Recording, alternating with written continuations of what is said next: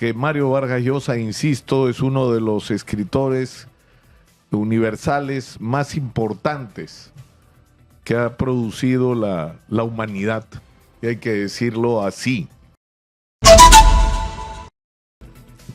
En las últimas horas hemos recibido la noticia con estupor, con sorpresa, porque lo vimos a sus 89 años todavía vital, pero llegó la noticia, falleció a los 89 años Mario Vargas Llosa, víctima de una neumonía fulminante. Y deja un enorme legado que es reconocido internacionalmente. En las últimas horas ha habido pronunciamientos y condolencias de las más importantes personalidades, no solo de la literatura, sino de la política mundial. Porque Vargas Llosa, más allá de ser peruano, era un ciudadano universal, reconocido como propio por españoles, franceses, ingleses, por la calidad extraordinaria de su literatura, por haber sido capaz de recoger a través de su infinidad de novelas el espíritu humano en todas sus facetas, en todas sus dobleces. De alguna manera mostrar lo mejor y lo peor de la condición humana a través de una literatura imaginativa, de un estilo literario fascinante, incomparable, donde era capaz de atraparnos con sus historias, donde unos personajes se envolvían con otros, donde los tiempos se alteraban de una manera fantástica y donde sin darnos cuenta habíamos leído 350 o 400 páginas de una historia que nos había capturado.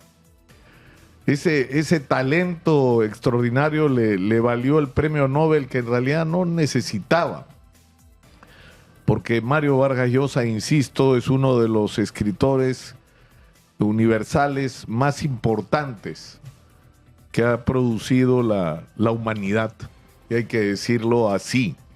Exitosa. Y también Mario Vargas Llosa, y de esto yo creo que es algo de lo que hay que hablar, porque es parte de su legado. Ayer le decía a Enrique Gersi que tal vez la novela que Mario Vargas Llosa no logró escribir, de la que ha dejado un borrador inconcluso, es la novela que tiene que ver con el Perú, con la construcción del Perú como un país posible. Y yo creo que hay una gran lección en lo que pasó con Mario Vargas Llosa, este tremendo escritor que pretendió incursionar en la política, un espacio negado, lamentablemente, en el Perú a la gente decente y de bien, un espacio que se ha ido convirtiendo a lo largo del tiempo en el refugio de los peores de nuestra sociedad.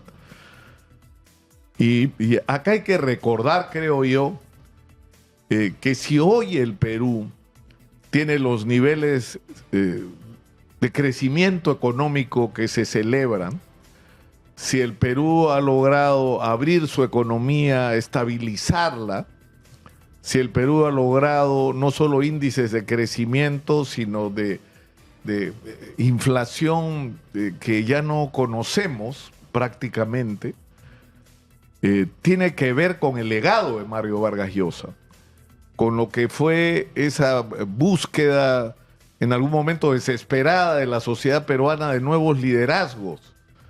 Cuando apareció de pronto Ricardo Belmont como un fenómeno, un hombre que venía de los medios de comunicación, que con su programa Habla el Pueblo, por lo menos tenía la conexión y la confianza con la gente que le dio su voto para elegirlo alcalde de Lima. El mismo fenómeno representaba Mario Vargas Llosa, pero que tuvo un mérito adicional y extraordinariamente valioso.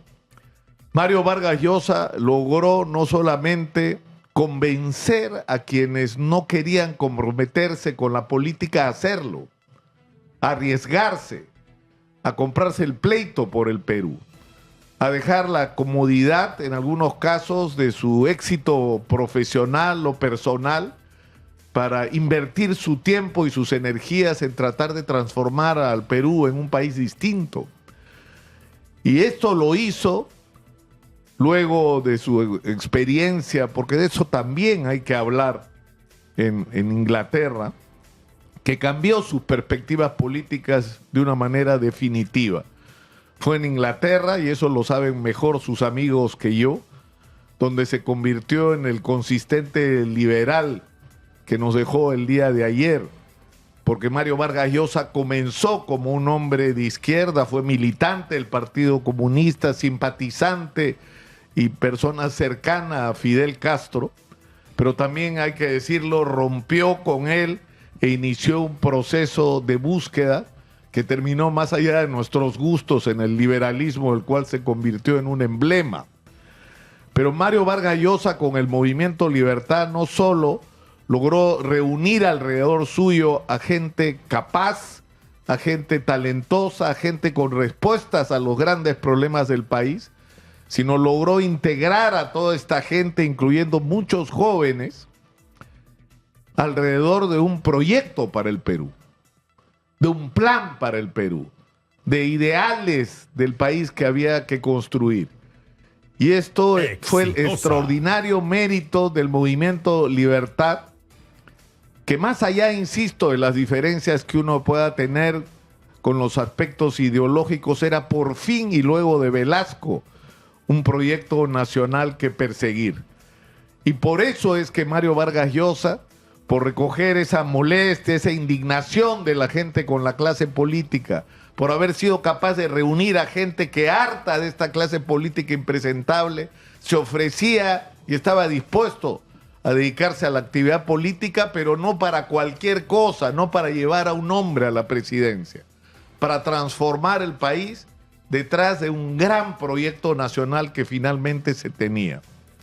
Pero por esas cosas del destino, y yo nunca entenderé por qué, tal vez haya otros que lo puedan explicar mejor, Mario Vargas Llosa decidió ir contra sí mismo al promover la formación del Frente Democrático, una alianza con Acción Popular y el PPC que representaban precisamente aquello que la gente ya no quería más.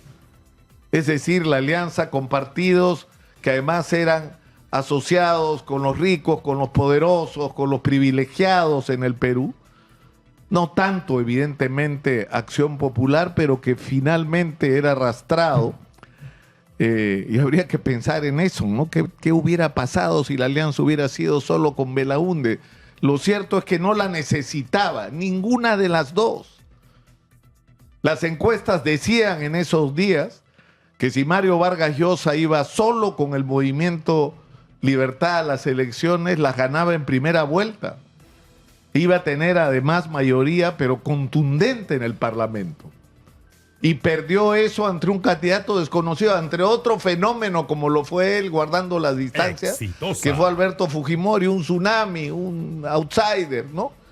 Que también nos olvidamos que llegó donde llegó con el voto de la izquierda y del APRA, que fueron los que lo hicieron presidente, oponiéndose a lo que proponía Vargas Llosa, pero finalmente Fujimori terminó haciendo, y desde mi punto de vista mal, lo que había propuesto su contendor Mario Vargas Llosa, a quien él había combatido en la campaña electoral. Esas cosas solo pasan en el Perú. No, el shock, y terminas haciendo el shock, y lo hacen mal, ¿no? Pero en fin, lo cierto es que yo me he preguntado, así como uno de los personajes, Zabalita, se preguntaba en qué momento se jodió el Perú, uno de los personajes más potentes de las historias de Mario Vargas Llosa.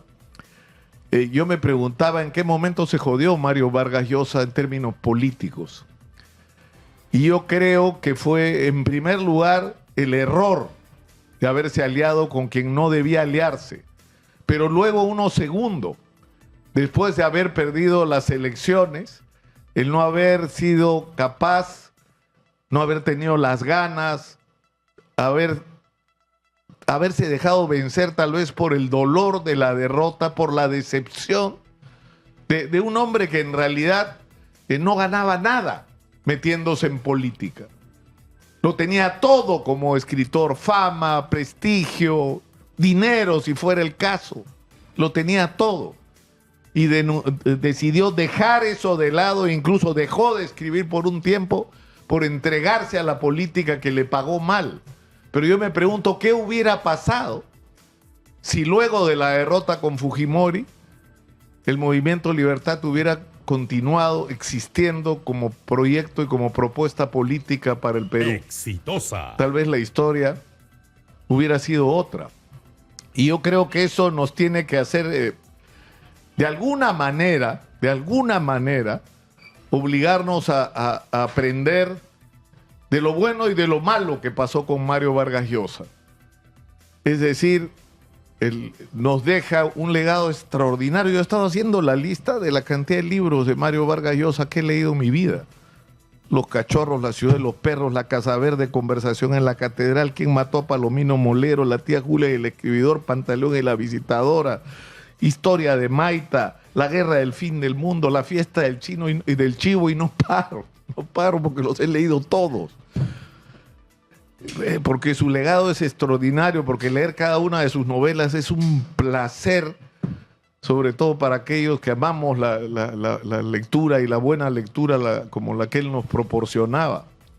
Pero yo creo que para ser leales a ese legado artístico y cultural, hay que también recoger las lecciones de la vida política de Mario Vargas Llosa y tener claro que lo que él se propuso en determinado momento con el Movimiento Libertad está pendiente, que el Perú necesita cambiar de clase política, que el Perú necesita que la gente decente se comprometa a hacer política, que el Perú necesita un gran proyecto nacional, ideas que nos reúnan alrededor del objetivo de transformar a este país en lo que hace muchísimos años debió ser, y ser capaces de responder, ya no hacernos la pregunta solamente, porque creo que debe llegar ese momento, y eso es una tarea sobre todo de nuestros jóvenes, de que nuestra pregunta no sea en qué momento se jodió el Perú,